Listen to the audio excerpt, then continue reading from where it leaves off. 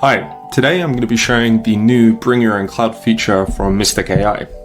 Bring Your Own Cloud, also known as BYOC, allows you to authenticate with your own cloud account on Mystic and deploy machine learning models. It's really targeted towards companies that don't want to have engineers in-house managing their infrastructure and also need upgraded performance and other things from the standard serverless APIs. So to start off with, I'm just going to be showing how to authenticate, create a cluster, and set up GPUs on it, and then immediately deploy a model that we have available from our Explore page. So to get started, you just go through to the dashboard and navigate through to your settings page. If you're on the early access beta program that we have for this feature at the moment, you will see this. If you're not, then you will need to register with us to make that available for you, and I'll drop a link to that in the description.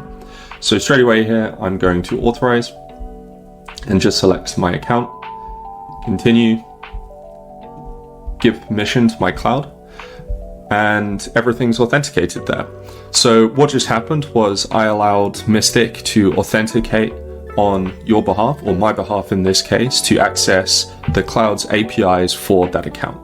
So immediately now what I can do is actually create a cluster directly on GCP, as that's who I authenticated with.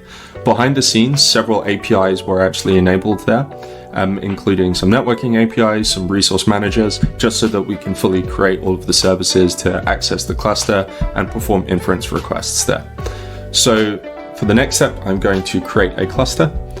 And BYOC testing is what I'm going to be using here. This is a testing development project that we use on our GCP. So I'm going to call this pull testing 5, just a random number. And I'm going to deploy this cluster in Europe West 4 and Europe West 4A. So in the Netherlands in Europe. So create cluster.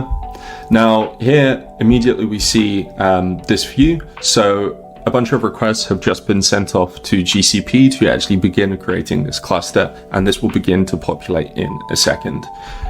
You can see on GCP, if I refresh this page here now, we'll see pull testing 5 has come up, and this gives an in-depth view on what's going on. This does take a few minutes to run, so I will jump back in a few minutes when this is done. So now that this cluster has been successfully created, we can begin setting up node pools, also known as accelerator groups or accelerator pools on us, and start actually deploying a model. So I'm going to navigate back through to our dashboard, and we can see here that the cluster is now in the running state, which means that all of the services are alive and everything has been set up there for us. So I can add an accelerator pool here, and we can see that there's an array of accelerators as well as the optional spot instance field. I do really recommend setting this field unless you have a specific reason not to, for example, long running jobs, but we're not going to be doing that today. So I'm going to enable the A100s, also with spot pre-enabled, and I'm going to create this node pool. So behind the scenes here, a web request is sent through to Google asking for a node pool to be created with that cluster. And this is all automated, of course. There's no intervention required from you. One thing to note here, the cluster does have all of its node pools scaled down to 0 by default, but pipelines can have a minimum scaling number actually set to greater than that. So you can always have a GPU running for a pipeline if you want.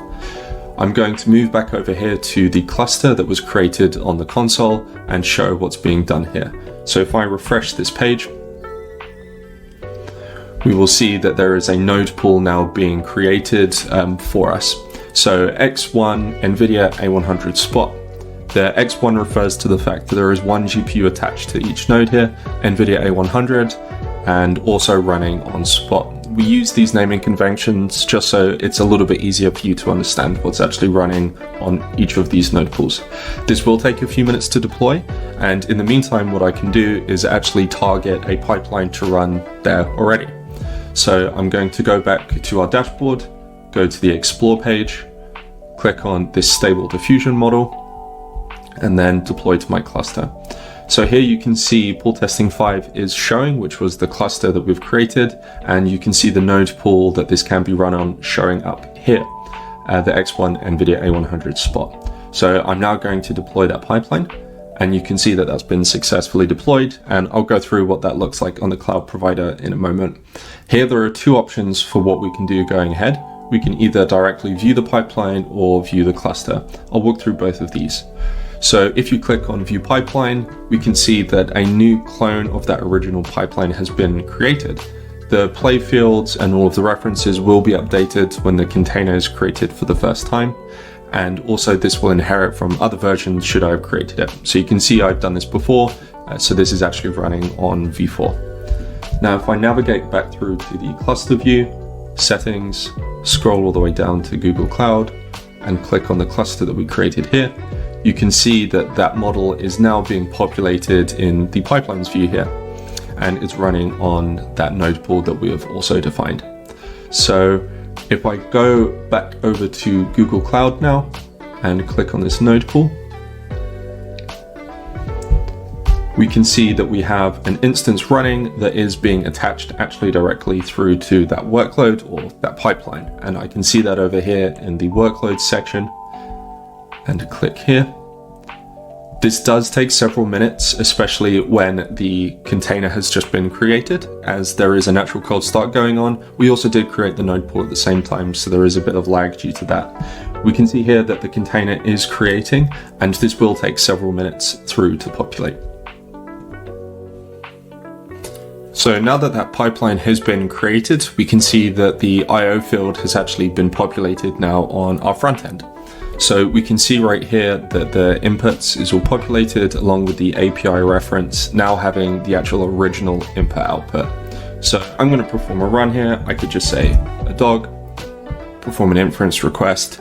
Now that inference request is identical to what it would be for the original model, but directed towards this pipeline, and all of the compute for this now is actually running on a GPU on my own private cloud.